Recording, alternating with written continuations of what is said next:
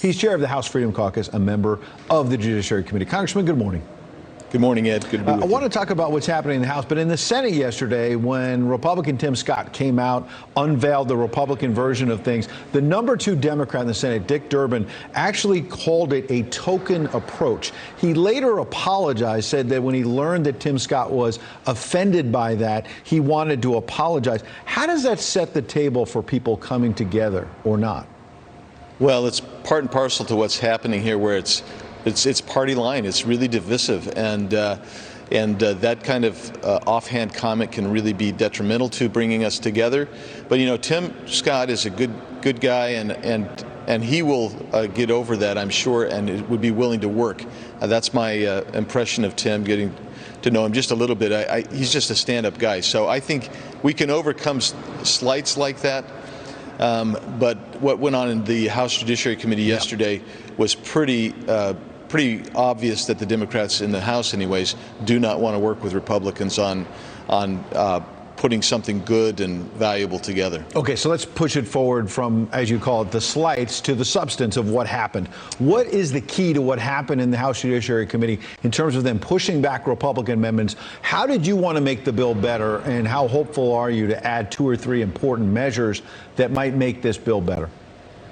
Well, I'm not hopeful that we can get anything meaningful done, because I'll just give you 2 examples, Ed, that I think were really positive that we offered yesterday. One was on qualified immunity, and what the Democrats want to do is they take that immunity away. So they say you don't have to intend, you don't have to be criminally negligent, you don't have to be reckless, but if you just do something wrong accidentally, you're going to be personally liable as a cop. Mm-hmm. And what that does is that's actually a rearguard action to dismantling police, because nobody's going to, you won't be able to recruit, you won't be able to retrain, and you're not going to be able to train new officers, and folks are going to leave. I've already talked to police officers who are considering seriously leaving if the Democrats' bill were to become law. The other one, which is a great example of this, is the anti-lynching provision that was in there. Mm-hmm. We offered a provision to make that a death penalty eligible offense, because currently right now the max is 10 years. And lynching is a horrific crime, of course. And they said no, because death penalty is too barbaric. We don't want the death penalty. So we offered, how about life imprisonment? Mm-hmm. And they said absolutely not. So things that even we knew they agreed upon, right? They would not even accept those. And the anti-lynching provisions is a prime example of that. So that's what's happening in the House. We mentioned what's happening in the Senate, where Republicans have a plan of their own with Tim Scott, and yet the chairman of your committee and judiciary on the House side, Jerry Nadler, the Democrat, lashed out at Tim Scott. Let's play that and get a preview of where we're headed. Watch. It's time now to do real legislation that will really change the situation, that meet the needs of the moment, and what Senator Scott is offering is a sham.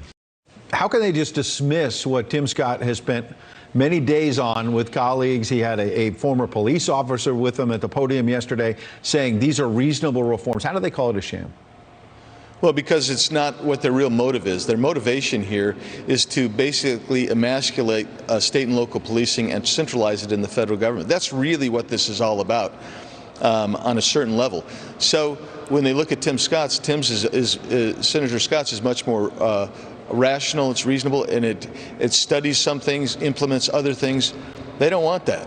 They don't want that. They want to immediately go in and change things up. I mean, just don't forget, we were told yesterday that what the autonomous zone in Seattle is merely a community garden where peaceful people are hanging out. I mean, that's the kind of dichotomy you are. They said yesterday Antifa does not exist, it's merely a fiction. Nobody believes that. Not law enforcement, not even CNN believes that. So, I mean, they even went after you guys at Fox yesterday. So it was really a bizarre hearing in so many ways. Right, because obviously it shouldn't be about media companies or all that back and forth. Let's make it about this substance. So in the less than the 30 seconds we have, there's been this national outcry. Both sides need to come together. Let's have reform. There's some low-hanging fruit. For example, banning chokeholds. Are you fearful now, as we go through this piece by piece, that this is becoming a mess and that we may lose sight of the several key things that both sides said we agree on? Yeah, I think so, and that is That's what bothers me so much is I see a one-size-fits-all approach and not being willing to even include the Republicans in discussion, and even amendments that were offered in good faith, which we did yesterday, that they agree with. That they threw it out. So when that happens, you know that they're the majority. I get it. Elections have consequences. They won the majority, and that's what they're trying to do. They're going to grind this thing through without Republican support. Well, we've got another big election coming up. Andy Biggs, we appreciate your insights this morning. Thank you, sir. Thank you, Ed.